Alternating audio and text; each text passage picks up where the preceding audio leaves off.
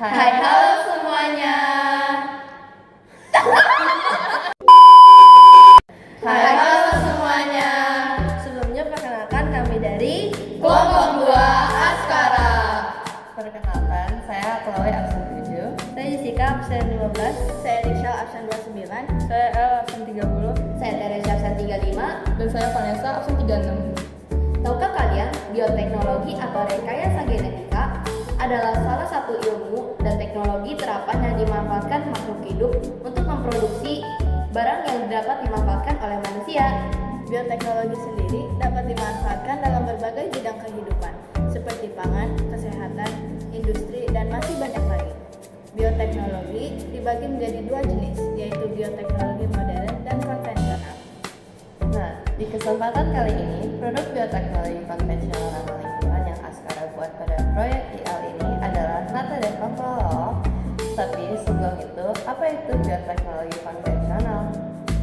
Bioteknologi konvensional merupakan produk yang memanfaatkan suatu organisme dan melalui proses fermentasi. Mengapa kami memilih menjadikan Nata de Coco sebagai produk biotek kami? Karena bagi kami pembuatannya cukup menyenangkan dan banyak sekali manfaatnya, terutama bagi kesehatan manusia. Nah, manfaat Nata de Coco sendiri adalah seperti kaya akan serat, rendah kalori, dan cocok sebagai pelengkap untuk minuman segar yang dapat dinikmati semua orang. Dalam video kali ini, kami akan memberikan petunjuk tentang langkah-langkah dan cara proses pembuatan Nata de Coco itu sendiri.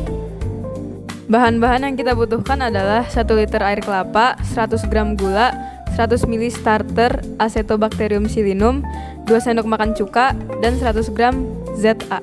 Alat yang kami butuhkan adalah wadah plastik, gelas ukur, penyaring, koran, karet, kompor, panci, dan sendok.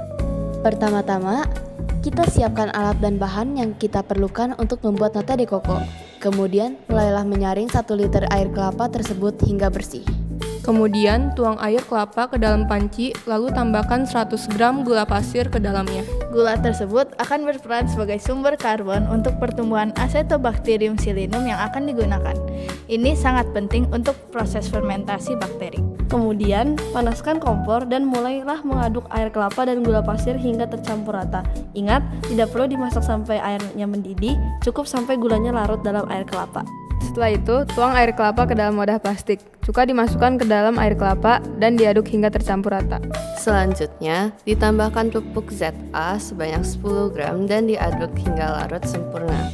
Pupuk ZA ini merupakan sumber nitrogen untuk mempercepat pertumbuhan Acetobacterium xylinum dalam menghasilkan Nata de Coco. Kemudian, tambahkan 100 ml starter Acetobacterium xylinum ke dalam larutan air kelapa. Lalu, aduk merata ya. Kemudian, wadah plastik tersebut ditutup dengan koran dan diikat menggunakan karet. Wajan ditempatkan di tempat terbuka datar untuk fermentasi. Proses fermentasi Nata de Coco akan memakan waktu kurang lebih 11 hari atau hampir 2 minggu. Proses fermentasi akan terbentuk lapisan berwarna putih yang menjadi lebih kenyal dan tebal, serta mengeluarkan sedikit bau asam. Setelah 11 hari, teman-teman bisa mengecek wadah berisi air kelapa dan mengamati apakah Nata de Coco sudah siap panen atau belum. Jika Nata de Coco sudah siap panen, silahkan Nata de Coco tersebut bisa dicuci dengan air untuk membersihkannya dari lendir selulosa. Kemudian, rendam Nata de Coco dalam air bersih selama 1-3 hari. Namun, air rendamannya harus diganti setiap hari dan rutin agar tidak ada lagi bau asam yang menempel pada Nata de Coco yang sudah dibuat. Terakhir, setelah direndam beberapa hari, teman-teman bisa mulai memotong dan menyajikan Nata de Coco sesuai selera. Nata de Coco dapat disajikan dengan masakan seperti mango sago, minuman segar, dan masih banyak lagi. Selamat menikmati! Terima kasih telah menyaksikan video kami dan kapan-kapan lagi.